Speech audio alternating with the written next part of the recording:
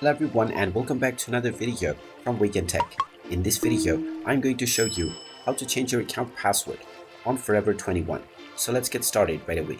First of all, open up your web browser and then in the address bar type in forever21.com and press enter. You will now be taken into the official Forever 21 website. Now if you haven't logged into your account already, click on the account icon at the top right corner and this will open up the login portal. Now you can proceed with logging in to your account by using your current password and then change it from within.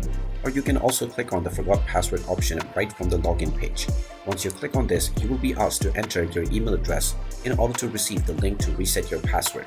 So type in the email address that you have used while signing up for your account and then click on the send button. You will then need to check your inbox and click on the link within. Once you click on this link, you will be allowed to enter your desired new password for your account. Just type in your desired new password and proceed forward. And now you will be able to use this new password along with your original email address in order to log in to your Forever 21 account. And there you have it. That is how easy it is to change your password on Forever 21.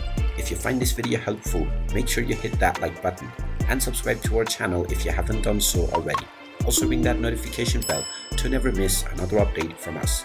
Thank you for watching and I will see you again in the next video.